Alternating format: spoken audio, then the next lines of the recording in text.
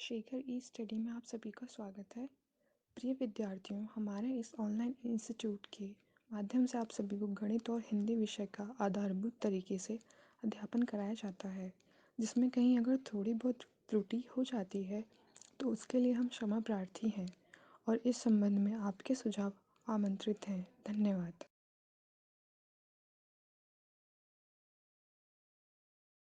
Hello दोस्तों, मैं शेखर स्वागत करता हूं आपका अपने YouTube channel Shekhar study point पर। दोस्तों, UP triple S C PET 2022 के अनुसार आपका गणित का पाठ्यक्रम चल रहा था, जिसमें हमको इस सिलेबस के अनुसार आपको अध्ययन कराना है। ठीक है, हम जितने आपके पीईटी के ऑफिशियल सिलेबस में टॉपिक इंक्लूड है वही सारे टॉपिक पढ़ाए जाएंगे। वो सेम वही सिलेबस आपके सामने उपलब्ध है। मैंने सिलेबस चर्चा कर दी है, अगर आपने नहीं देखा है तो वो वीडियो अवश्य देख लीजिएगा। ठीक है, ये अध्ययन सेवा चयन की वेबसाइट पे अवेलेबल है। देखिए, इन सारी टॉपिकों को पढ़ना है। 5 नंबर का आएगा ग्राफ एंड तालिका 10 और 10। ठीक है, 10, 10, 20, 5, 25 ऑल टोटल 25 नंबर की गणित होगी, जो एक निर्णायक भूमिका में होगी। तो आइए शुरू करते हैं। आज आपका पार्ट तीसरा हो।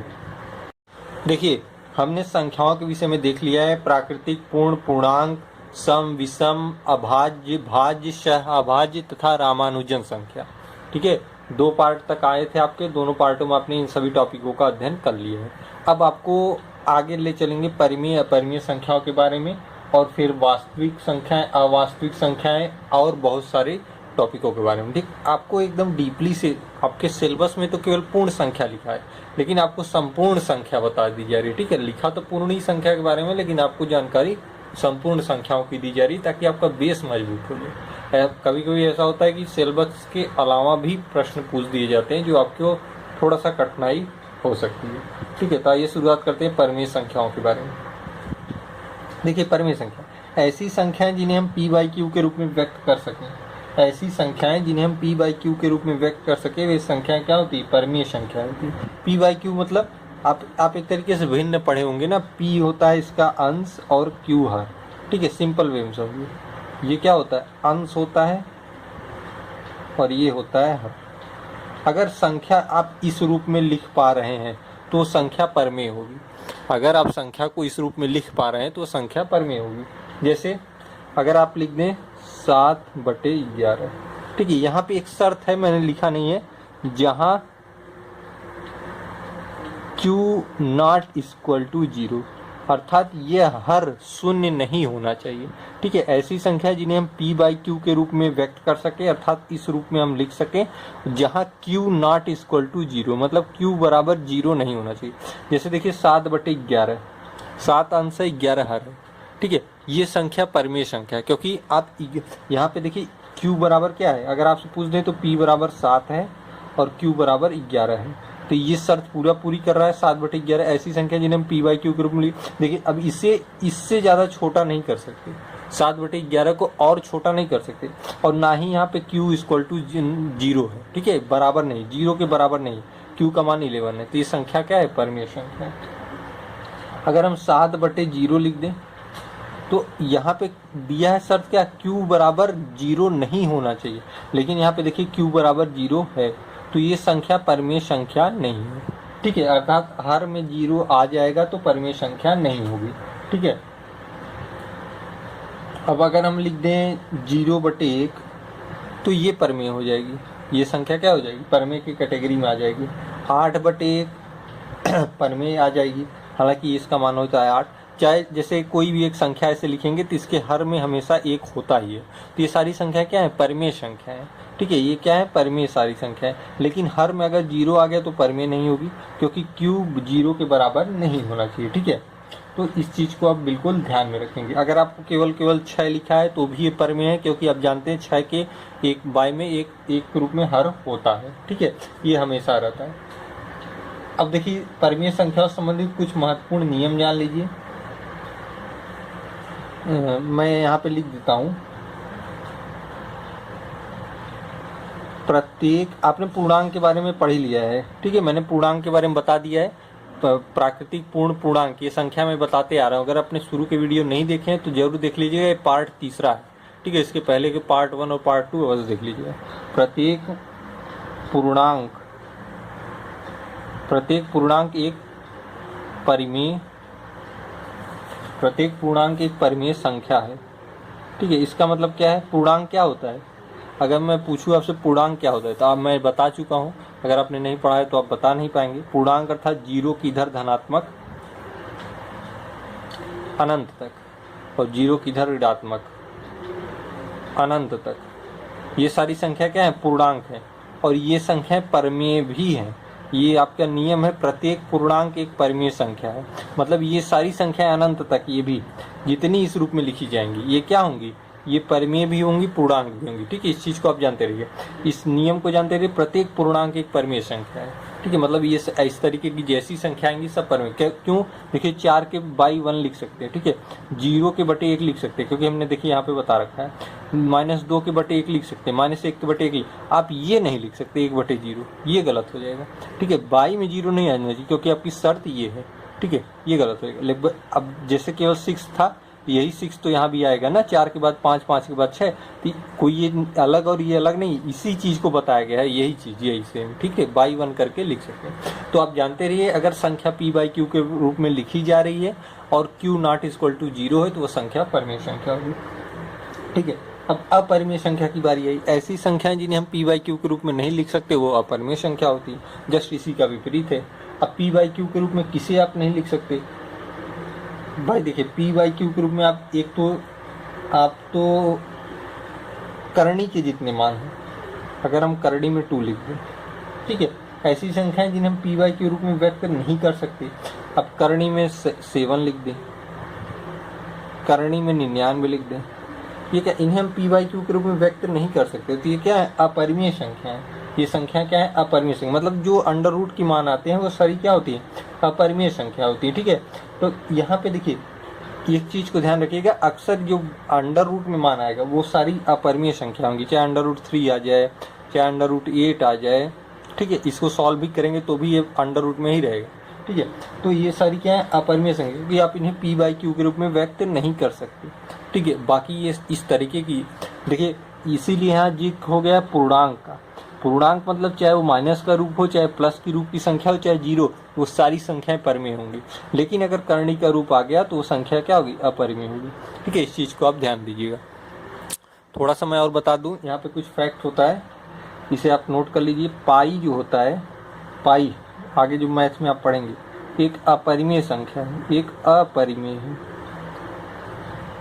पाई एक अपरिमेय संख्या है, पूछा जाएगा तो आपको बताना होगा।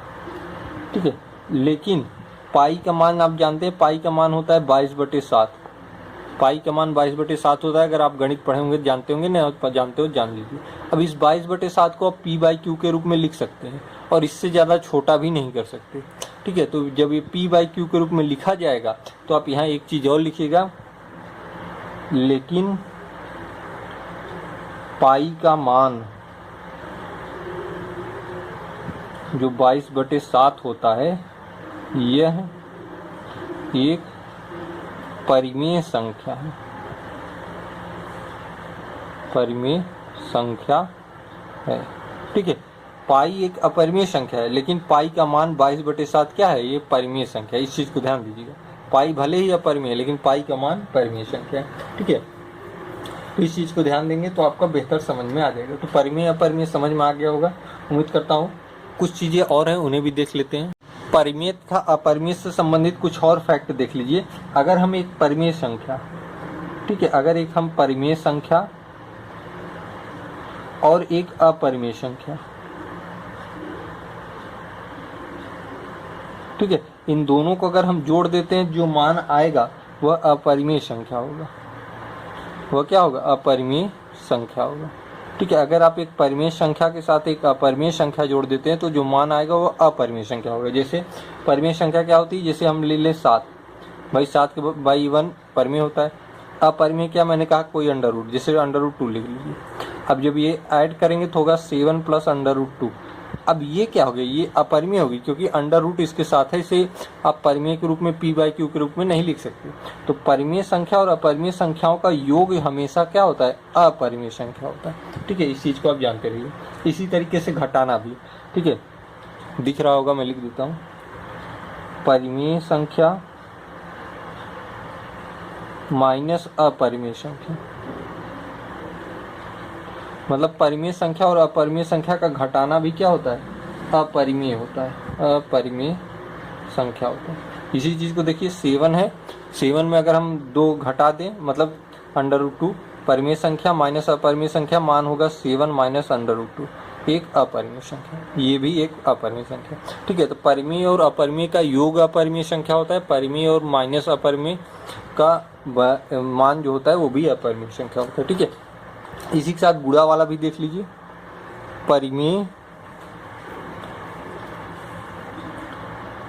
परिमेय संख्या गुणे अपरिमेय।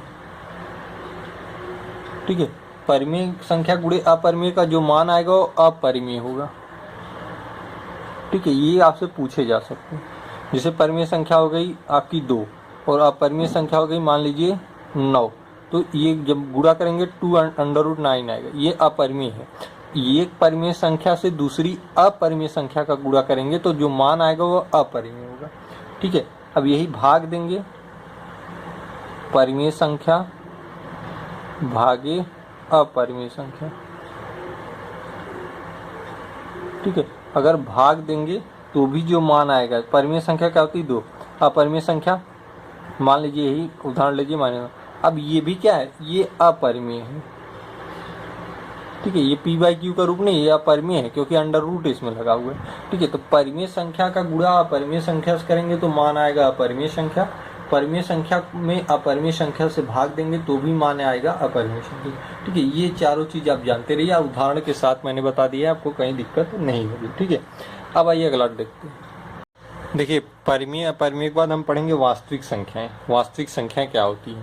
ठीक है, आपने परिमेय अपरिमेय पढ़ लिया है, तो वास्तविक देखिए, परिमेय तथा अपरिमेय संख्याओं का सम्मिलित रूप ही वास्तविक संख्या है। मतलब आप अगर परिमेय संख्या लिख पा रहे हैं और अपरिमेय संख्या लिख पा रहे हैं तो वही वास्तविक संख्या है। जैसे परिमेय संख्या 9 है और अपरिमेय संख्या √7 है, या हम लिख दें √11, ये भी अपरिमेय है, या लिख दें 7/9, ये क्या है, परिमेय है, p/q के रूप में लिखी गई है। ठीक है, या हम पाई लिख दें, पाई क्या है, पाई एक अपरिमेय संख्या है। अगर हम पाई का मान लिख दें 22/7, ये परिमेय संख्या है। ये सारी चीज़ें मैं आपको बता चुका हूँ। तो हमने परिमेय और अपरिमेय संख्याओं को एक साथ यहाँ पे लिखा है कॉमा लगा के। तो परिमेय तथा अपरिमेय संख्याओं का सम्मिलित रूप ही वास्तविक संख्याएं होती है। ठीक है, मतलब ये सारी संख्या क्या हो गई, वास्तविक संख्या। क्यों? क्योंकि यहाँ पे परिमेय और अपरिमेय दोनों एक साथ लिखी गई हैं। ठीक है, तो इस चीज़ का ध्यान रखेंगे, जब परिमेय और अपरिमेय को एक साथ लिख दिया जाता है तो वो वास्तविक संख्या हो जाती है। अवास्तविक संख्याएं वे संख्या जो वास्तविक नहीं है, वे अवास्तविक संख्याएं कहलाएंगी। अब आपके दिमाग में अगर अब ये कौन सा मैटर आ गया भाई, ये सारी संख्या इसी रूप में लिखी जा सकती है। अब ऐसी संख्या जो वास्तविक है ही नहीं भाई, परिमेय, मैंने बताया ना कि आपको परिमेय संख्या ऋणात्मक भी होती है, तो मतलब यहाँ पे हम माइनस का भी रूप लिख सकते हैं, -9, -11। तो अब सारी प्रकार की संख्या तो हमने लिख दी। अब ये अवास्तविक संख्या क्या होती है, क्योंकि अब ऐसी कोई संख्या ही नहीं बची जिसे हम लिख पाए अवास्तविक संख्या। तो देखिए, अवास्तविक संख्या वो होती है जो √, में ऋणात्मक लिए होती है, वही अवास्तविक संख्या होती है। जैसे -11, मतलब √, के अंतर्गत ही ऋणात्मक, क्योंकि आपके पास इसके अलावा और कोई ऐसी संख्या ही नहीं बची है जिसे आप लिख पाए। तो वे संख्या जो वास्तविक नहीं, मतलब सभी संख्याएं वास्तविक हैं। ठीक है, चाहे वो ऋणात्मक रूप हो, चाहे बाई का रूप हो, चाहे पाई, मतलब परिमेय अपरिमेय का सम्मिलित रूप भी, वो भी वास्तविक संख्या है। लेकिन अब जो वास्तविक नहीं है वो उनका कौन सा रूप है, जब √, में आपको ऋणात्मक मान मिले तो वो क्या होते हैं, वो अवास्तविक संख्याएं होती है। मतलब ये सारी संख्याएं अवास्तविक हैं। ठीक है, चाहे आप इसे, चाहे हमेशा आप देखेंगे √, में माइनस का रूप, ये क्या है, अवास्तविक संख्या है। ठीक है, तो वास्तविक अवास्तविक संख्या समझ में आ गई होगी, उम्मीद करता हूँ। ठीक है, तो इसमें और बहुत कुछ था नहीं, बस आपको इतना जानना है। जितनी मैंने संख्या बताई, प्राकृतिक, पूर्ण, पूर्णांक, सम, विषम, भाज्य, अभाज्य, सह अभाज्य, उसके बाद आपको बताया परिमेय, अपरिमेय, वास्तविक संख्याएं, अवास्तविक संख्याएं, इन सभी चीज़ों को आप नोट करते चलिएगा, 1-2 बार रिवाइज करिएगा। आपको संख्या से संबंधित कोई भी प्रश्न कभी दिक्कत नहीं करेगा। आपको संख्याओं का परिचय केवल हो जाना चाहिए। ठीक है, मैंने हर चीज़ को ओपन करके बता दिया कहाँ से कैसे प्रश्न पूछे जाते हैं। ठीक है, तो अब देखिए वास्तविक अवास्तविक संख्याएं होगी। उसके बाद थोड़ा सा और हम देख लेते हैं जहाँ से प्रश्न पूछे जाने की संभावना है। देखिए, यहाँ से भी प्रश्न आपके बन सकते हैं। ठीक है, इन्हें भी आप ध्यान देंगे। परिमेय संख्याओं के जोड़ तथा गुणा से संबंधित नियम।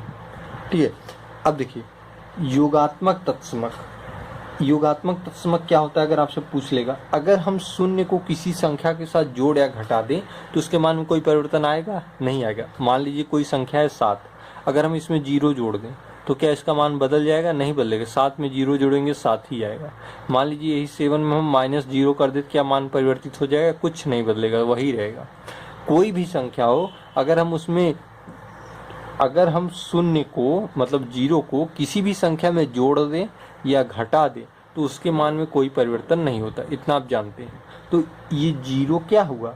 0 जोड़ा जा रहा है, 0 घटाया जा रहा है, तो 0 को ही हम योगात्मक तत्समक कहेंगे। क्या कहेंगे? योगात्मक तत्समक कहेंगे। ठीक है। अब जैसे 11 हुआ, 11 हो आप 0 जोड़ देंगे तो क्या मान आएगा? 11 ही आएगा। 11 में 0 घटा देंगे तो भी 11 आएगा। तो मतलब 0 जोड़ा जा रहा है और 0 घटाया जा रहा है लेकिन मान में कोई परिवर्तन नहीं हो रहा है, तो ये योगात्मक तत्समक होगा। मतलब 0 क्या है आपका? योगात्मक तत्समक है। अब इसी प्रकार से गुणात्मक तत्समक क्या होता है? अगर एक को, यहाँ 0 की बात नहीं की गई, ध्यान दीजिएगा, अगर एक को किसी संख्या से गुणा करने या भाग करने पर उसके मान में कोई परिवर्तन ना हो तो वो क्या होता है? गुणात्मक तत्समक होता है। जैसे आप ले लें 11 में 1 का गुणा करेंगे क्या होगा? 11 ही आएगा। 11 में भाग देंगे 1 का तो भी क्या आएगा? 11 ही आएगा। मतलब मान में कोई परिवर्तन नहीं हो रहा, चाहे आप 1 से गुणा करिए चाहे 1 से भाग करिए। यही कह रहा है, अगर 1 को किसी संख्या से गुणा करने या भाग करने पर उसके मान में कोई परिवर्तन ना हो, मतलब देखिए यहाँ भी 11 यहाँ भी 11, कोई परिवर्तन नहीं, तो आप कह सकते हैं गुणात्मक तत्समक क्या होता है? एक ही गुणा कर रहे हैं, एक को भाग कर रहे हैं, तो एक क्या है आपका? गुणात्मक तत्समक। 0 जोड़ रहे हैं, 0 घटा रहे हैं, 0 क्या है? योगात्मक तत्समक है। ठीक है, बस ये तो बहुत सिंपल था, मतलब आपको केवल समझाना था। कोई भी संख्या ले, जैसे 91 में आप 1 का गुणा करेंगे तो क्या आएगा? 91 भी आएगा। और 91 में आप 1 से भाग देंगे तो क्या आएगा? तो भी 91 आएगा। मतलब मान में कोई परिवर्तन नहीं हो रहा, चाहे भाग दे रहे हैं चाहे गुणा कर रहे हैं। तो अगर उस संख्या से अगर 1 से गुणा और 1 से भाग कर रहे हैं तो गुणात्मक तत्समक हो जाएगा 1। 0 को जोड़ रहे हैं, 0 को घटा रहे हैं तो 0 योगात्मक तत्समक हो जाएगा। ठीक है, तो यहाँ से आपकी धीरे धीरे समाप्त हो रही है। ठीक है, अब इसके बाद हम और महत्वपूर्ण नियमों को देखेंगे। अब यहाँ से आपके परीक्षा के प्रश्न बनेंगे, आप पूरी बेसिक चीज़ें कवर करिए, उसके बाद आप पूरी नंबर सिस्टम को आसानी से लगा पाएंगे। ये नंबर सिस्टम हमेशा निर्णायक भूमिका में होता है, गणित का ये आधार होता है, इसलिए आपको एकदम बेसिक से बताया जा रहा है ताकि एकदम आपका मजबूत हो जाए। आइए कुछ प्रश्नों को देख लेते हैं। देखिए कुछ महत्वपूर्ण प्रश्नों को देख लेते हैं कि ये ऐसे प्रश्न आपकी परीक्षाओं में पूछे जा सकते हैं। जैसे सार्थक अंकों की संख्या ज्ञात कीजिए या 2 अंकों से रिलेटेड प्रश्न। ठीक है, अभी हम कुछ ही प्रश्नों की चर्चा कर रहे हैं। जैसे थ्योरी खत्म होगा आपको कई 2-3 पार्ट केवल और केवल आपको प्रश्नों को सॉल्व कराया जाएगा। जैसे देखिए 0.00865 में सार्थक अंकों की संख्या कितनी है। ठीक है, अब इसमें सार्थक अंक आपसे पूछा है कि सार्थक अंकों की संख्या कितनी है। तो यहाँ पे ध्यान दीजिएगा, अगर कुछ पॉइंट में लिख देता हूं, अगर दशमलव के पहले या पूर्व 0 हो तथा दशमलव के तुरंत बाद भी 0 हो, तो इनकी गणना नहीं होगी,